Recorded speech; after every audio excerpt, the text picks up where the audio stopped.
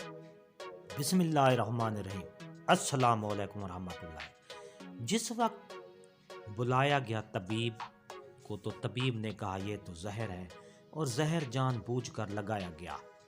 بہرحال امام کو شفا بھی ہوئی اور مدینہ آئے، اور اب کی مرتبہ جو تیسری بار زہر دیا گیا وہ ہیرو کو پیس کر امام حسن رضی اللہ عنہ کے مشکیزے کے اندر ڈال دیا گیا۔ امام حسن رضی اللہ عنہ 27 سفر کی رات سوئے ہوئے تھے، اچانک نیند سے بیدار ہوئے۔ حضرت زینب رضی اللہ عنہا عبادت میں مصروف تھی۔ آپ نے نیند سے بیدار ہو کر حضرت زینب رضی اللہ عنہا کو آواز دی اور حضرت زینب امام کی طرف متوجہ ہوئیں۔ حضرت حسن رضی اللہ عنہ فرمانے لگے، میں نے خواب میں نانا جان، امی جان، ابا جان کو دیکھا ہے کہ وہ مجھے جنت کی سیر کرواتے ہیں۔ میں نے نانا جان سے عرض کیا کہ آپ میرے حالات سے باخبر ہیں، مجھے تماچے لگائے گئے، میرے پیروں تلے مسلح کھینچا گیا، کتنا ستایا گیا۔ میرے سامنے اس وقت مدینے میں میرے والدین کو گالی دی جاتی ہے۔ یا رسول اللہ صلی اللہ علیہ وسلم، میں اس دور سے گزر رہا ہوں۔ آقا نے فرمایا کہ صبر کرو، تم بہت جلد ہم سے آ کر ملنے والے ہو۔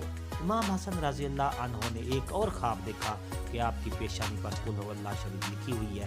یہ خواب جب لوگوں نے سنا تو خوش ہوئے، لیکن آپ کے شاگرد سعید ابن مسیب نے سنا تو آپ نے فرمایا، مولا اگر یہ خواب کی تعبیر پوری ہو گئی تو سمجھ لیا آپ بہت جلد دنیا سے جانے والے ہیں۔ یہ کچھ ہی دن بچے ہیں۔ یہ خواب تو تھا ہی، سب لرزے ہوئے تھے۔ اس خواب نے اور لرزا دیا۔ امام حسن رضی اللہ عنہ نے کہا، بہن میں نے خواب دیکھا۔ حضرت زینب نے پوچھا، یہ کیسا خواب ہے؟ امام نے مشکیزہ لانے کا کہا، اور مشکیزے سے جب پانی پیا تو مشکیزے میں موجود جو ہیرا پیس کر ڈالا گیا تھا وہ آپ کے پیٹ میں چلا گیا۔ روایتوں میں آتا ہے، مورخین لکھتے ہیں کہ آپ کے کلیجے کے 72 ٹکڑے ہوئے، بعض نے لکھا 80 ٹکڑے ہوئے، بعض نے لکھا آپ کی آنتوں اور کلیجے کے 100 سے زیادہ ٹکڑے ہوئے۔ جب آپ قے کرتے تو وہ ٹکڑے ہو کر گرتے۔ سوچئے ذرا یہ ہیرا کیا ہوتا ہے، اس کو کانچ پہ چلائیں تو کانچ کٹ جاتا ہے۔ یزید صرف قاتل حسین رضی اللہ عنہ ہی نہیں بلکہ قاتل حسن رضی اللہ عنہ بھی ہے۔ اس پر تو سب اتفاق کرتے ہیں کہ سازش یزید کی تھی، لیکن زہر دیا کس نے، اس پر تاریخ خاموش ہے۔ حضرت مولانا حسن بریلوی رحمۃ اللہ علیہ نے ایک عورت کا نام لکھا ہے، لیکن مفتی جلال الدین رحمۃ اللہ علیہ اس پر خاموشی کا حکم دیتی ہے۔ مورخین اس میں اتنے الجھے ہوئے ہیں کہ کوئی واضح موقف پیش نہیں کیا جاتا۔ مورخین لکھتے ہیں، لوگ ان کے لیے ایک بات ہے کہ زہر دینے والا کون ہے۔ جس وقت ٹکڑے ہو کر گرنے لگے تو امام نے حضرت حسین رضی اللہ عنہ کو بلانے کا حکم دیا کہ کچھ نصیحت کروں۔ حضرت حسین رضی اللہ عنہ آئے اور حالات دے کر گلے مل کر خوب روئے۔ بھائی بتاؤ آپ کو زہر کس نے دیا؟ اس لیے کہ سید الصابرین کا نواسا ہے۔ بھائی مجھے جس پر شک ہے، اگر وہی ہے تو اللہ تعالیٰ بہترین انتقام لینے والا ہے، اور شک کی بنیاد پر کسی کو قتل نہیں کیا جا سکتا، کیونکہ میں نام لوں گا تو تم قتل کرو گے، اور شک کی بنیاد پر کسی کو قتل نہیں کیا جا سکتا۔ اللہ بہترین انتقام لینے والا ہے۔ نے امام حسین کو نہیں بتایا کہ وہ قاتل کون ہے تو حتمی طور پر کسی کے بارے میں یہ فیصلہ کر دینا کہ فلاں قاتل ہے، میں سمجھتا ہوں کہ یہ زیادہ مناسب نظر نہیں آتا۔ بہرحال جب صبح ہوئی، لوگ جمع ہونے لگے تو اس وقت امام حسن نے کہا، حسین میرا چہرہ کیسا نظر آ رہا ہے؟ امام حسین رضی اللہ عنہ نے روتے ہوئے فرمایا، آپ کا چہرہ ہرا ہو گیا ہے۔ مسکرا کر کہا، اس تکلیف میں مسکرایا۔ حسن جس تکلیف میں لوگ ساری خوشیاں لوگوں کی چھن جاتی ہیں، یاد ہے نانا کی حدیث معراج مکمل ہو گئی ہے۔ لوگوں نے پوچھا کہ حدیث معراج کیا ہے؟ فرمایا کہ جب میرے حضور صلی اللہ علیہ وسلم معراج پر گئے تھے اور ہماری پیدائش بھی نہیں ہوئی تھی تو نانا معراج پر جنت کی سیر کر رہے تھے تو جنت میں وہ 2 محل دیکھے، ایک ہرا تھا اور ایک لال تھا۔ اس وقت رضوان جنت نے کہا، یا رسول اللہ صلی اللہ علیہ وسلم جاتے جاتے اپنے شہزادوں کے محل بھی دیکھ جائیں جن سے پوری جنت کا حسن دوبالا ہوتا ہے۔ حضور صلی اللہ علیہ وسلم نے فرمایا کہ یہ ہرا کس کا ہے اور لال کس کا ہے؟ کہا کہ لال تو حسین رضی اللہ عنہ کا ہے اور ہرا حسن رضی اللہ عنہ کا ہے۔ میرے حضور صلی اللہ علیہ وسلم نے پوچھا، رضوان تو یہ تو بتاؤ کہ حسن کا ہرا کیوں اور حسین کا لال کیوں؟ تو رضوان کی گردن جھک گئی اور آنکھوں میں آنسو آ گئے۔ اہل بیت کی محبت میں رضوان جنت بھی روتا ہے، جبکہ جنت میں کوئی رو نہیں سکتا۔ جنت وہ ہے جہاں رویا نہیں جاتا، لیکن یہ شہادت حسین ہے، حسنین ہے، اسے جب بھی یاد کیا جاتا ہے تو رضوان جنت بھی روتا ہوا نظر آتا ہے۔ رضوان کی عرض کرنے کی ہمت نہ ہوئی۔ حضرت جبرائیل علیہ السلام آئے اور عرض کی، یا رسول اللہ صلی اللہ علیہ وسلم، میں بتاتا ہوں اللہ کے حکم سے یہ ہرا اس لیے ہے کہ حضرت حسن رضی اللہ عنہ کو زہر دیا جائے گا اور ان کا چہرہ اور جسم ہرا ہو جائے گا، اور حضرت حسین رضی اللہ عنہ کو کربلا میں شہید کیا جائے گا اور شہادت کی وجہ سے خون سے سارا جسم لال ہو جائے گا، اس لیے حسن کا ہرا اور حسین کا لال محل ہے۔ دیکھا حضور صلی اللہ علیہ وسلم کی حدیث معراج پوری ہو رہی ہے۔ اس کے بعد حضرت حسن رضی اللہ عنہ نے لوگوں کو جانے کا حکم دیا اور گھر والوں کو ٹھہرنے کا کہا۔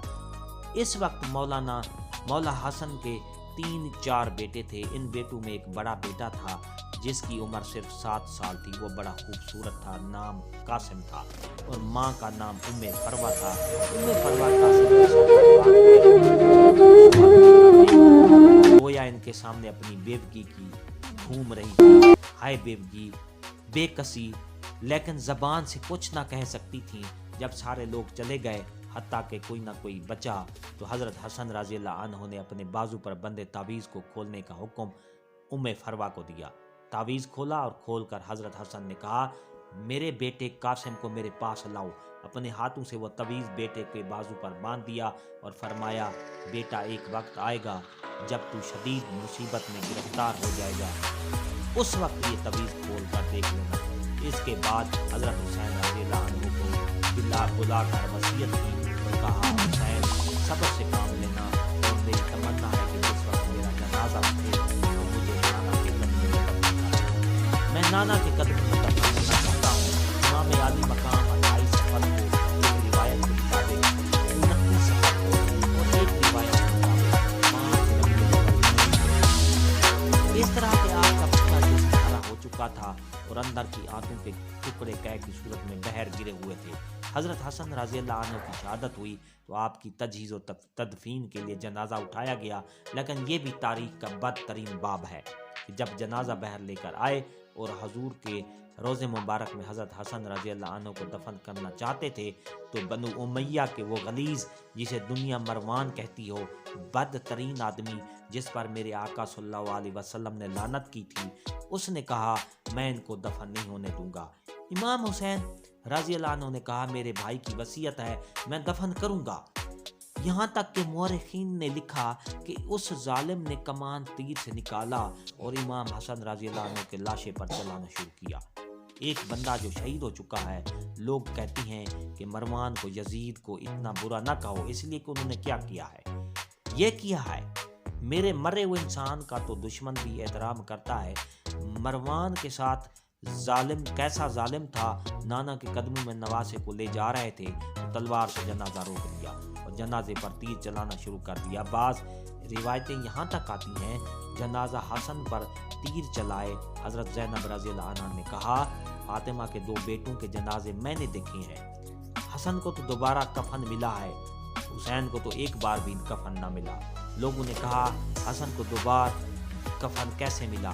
جب مروان نے حسن کے لاشے پر تیر چلایا تو وہ تیر لگا تو وہ حسن کے کفن سے خون کی فوار نکل پڑی۔ تو اس وقت لوگوں نے کہا، ایک کفن پر اب دوسرا کفن پھر لپیٹ دو تاکہ حسن کو رنگین کفن میں لے کر نہ جائیں، بلکہ ایک کفن اور دے دیا۔ یہ بھی حضرت حسن رضی اللہ عنہ کی کرامت ہے کہ وصال کے بعد لگا تو آپ کے جسم سے خون نکلا۔ کسی نے امام حسین رضی اللہ عنہ سے کہا، شہزادہ حسن رضی اللہ عنہ کی یہ وصیت تھی کہ مجھے حضور کے قدموں میں دفن کریں، لیکن انہوں نے یہ بھی تو کہا کہ اگر مروان آڑے آئے تو مجھے امی جان کے قدموں میں دفن کر دینا، آپ اس پر بھی عمل کر سکتے ہیں۔ پھر امام حسن رضی اللہ عنہ کو حضرت فاطمہ رضی اللہ عنہا کے قدموں میں دفن کر دیا گیا۔ تو ڈیئر ناظرین، یہ تھی ہماری آج کی نئی ویڈیو، نئی اپڈیٹ۔ اگر آپ کو یہ ہماری اپڈیٹ پسند آئی ہے تو لائک کریں۔ ویڈیو دیکھنے کا آپ کو شکریہ۔ ہنستے رہیں، مسکراتے رہیں، شاد رہیں، آباد رہیں، دعاؤں میں یاد رکھے گا۔ شکریہ۔ ایک نئی ویڈیو کے ساتھ کہ نئی اسلامک سٹوری کے ساتھ آپ کے پاس آئیں گے انشاءاللہ. آپ کو یہ اچھی لگی ہوگی. شکریہ. اللہ حافظ.